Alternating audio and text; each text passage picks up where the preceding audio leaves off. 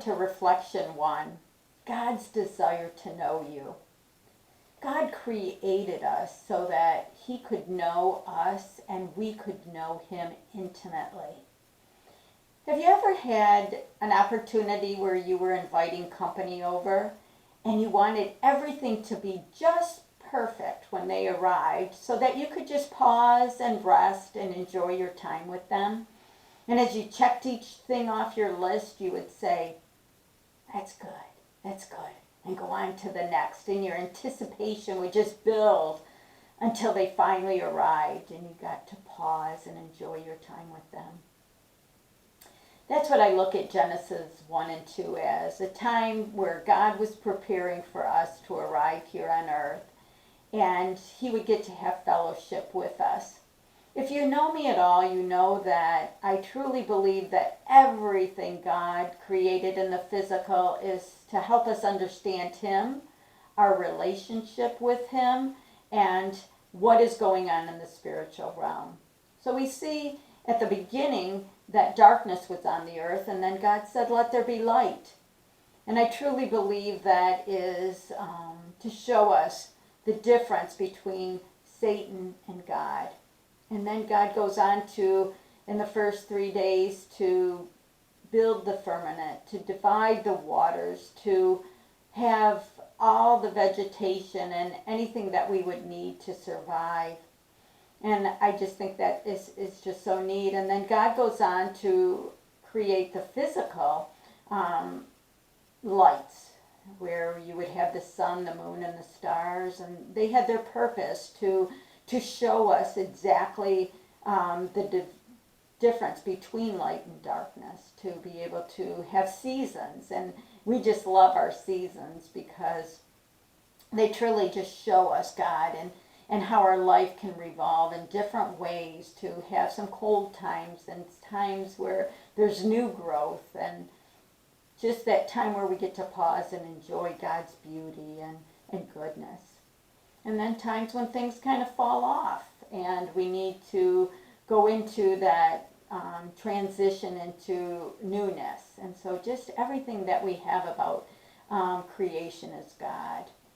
And then we see he goes on to even make the animals and God to rule, man to rule over that. And then when he created man and woman in his image, I believe that is a true image of what is supposed to be a relationship between him and his church. Now I want you to think about, how would you feel after your company came and you rested, because he rested after his company got there, and somebody came along and started talking really bad about you and trying to make you look bad, and then actually had you listen to them, how that would make you feel. And I kind of think that's what happened with Satan.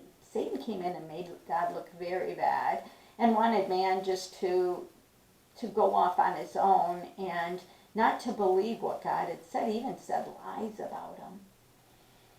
But I love how that even though God sent him off into the garden, out of the garden, and had to block that way of life, and death came into the world, God right then set up that redemption story, that beautiful redemption story, to say, I want to know you. I will buy you back. I will send you my son who will take on that punishment and can make you his own. And so we look at some of the verses that you have here in your handout, where in Jeremiah 24:7, where the people of God, Jeremiah was going out trying to call them back to God. It's almost like the time we're living in now. They were just wicked, and Jeremiah was crying out over and over that God wanted their hearts and wanted them to turn back, but nobody would listen. And then you see next in Acts, where God is near to us and he longs for us to come to him and be known by him and be in that relationship. And then in Revelation 4:11, where we are to give God that glory, that honor, and that power that he's due. God still longs for that relationship. And he longs for you to come to him through Jesus Christ.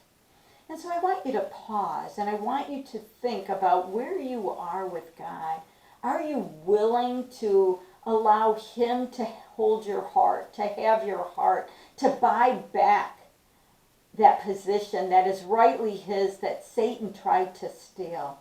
I pray that this study, that you will open your heart, that you will allow God to grow you in that relationship, to understand who he is to you, who he wants to be to you, and that you will allow him to be the love of your life, that you will not allow Satan and any of his counterfeits to take you away from what is rightly God's position with you, and to be able to give you that ultimate love that nothing in his creation can give you. So just go back and read Genesis 1 and 2, and even Genesis 3, how Satan came in there and just offered that counterfeit, and so many of us still run after that counterfeit. So just pause, read through those, and read it as an anticipation where God is personally preparing for his time with you. God bless, and just continue to go deep and allow God's love to be part of your life.